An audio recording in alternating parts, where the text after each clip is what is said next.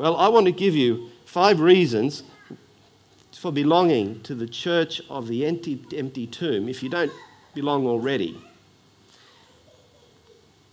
First of all, the church of the empty tomb is the only church, is the only religion that is based on objective fact in all the world. Let me put it to you like this. In this world, nothing is objective. We live in a postmodern society, and philosophy will tell us that everything is relative. There's nothing that's objective.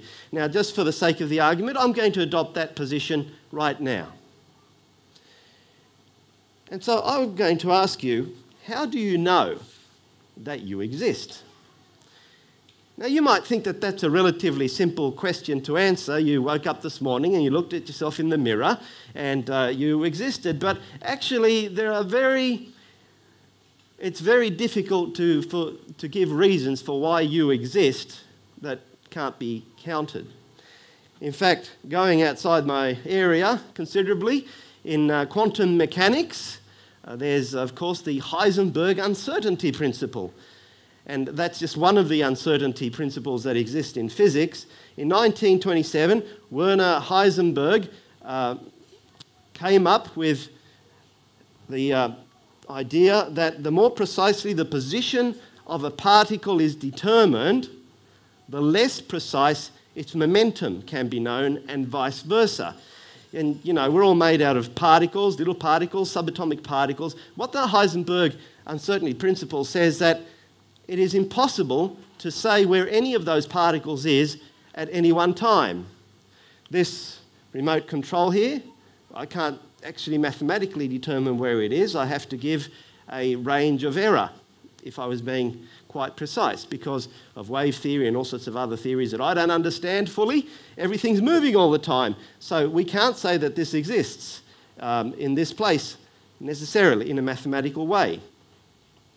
And just so that you see, and I picked this straight off Wikipedia, this is just one of the sorts of sequences of mathematical formulas by which we try to determine if something exists in any given location. You didn't think maths was so useful, did you? I'll give you a little story that might be a little bit simpler. My brother really is brilliant at mathematics. And that's not my area. Many, many years ago, I was teaching Bible, and I had a Year 11 Bible class, high school class, and my class was used after my Bible class by an advanced mathematics class.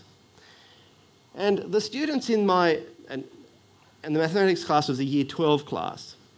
So the students in my Bible class would challenge me, and they would say, all these things that you are teaching us about religion and the gospel and the Bible, they'd say, it's all a matter of opinion. Mathematics is much better because it's true. It's objectively true, and we can prove it.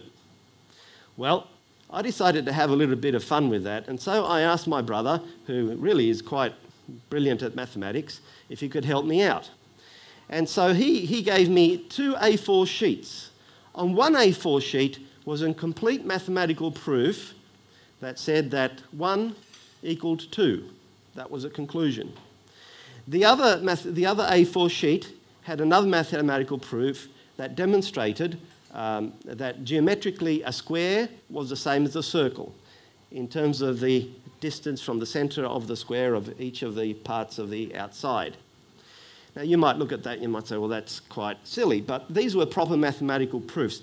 Now, I know that there are a lot of silly mathematical proofs that make the error of dividing by 0, which you can't, but I trust that my brother didn't commit that error.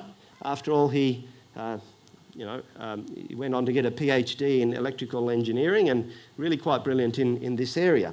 And so what I did is I offered to buy anyone in the advanced maths class lunch if they could find any error in these 2 mathematical proofs. And no one came to me to claim the prize at all.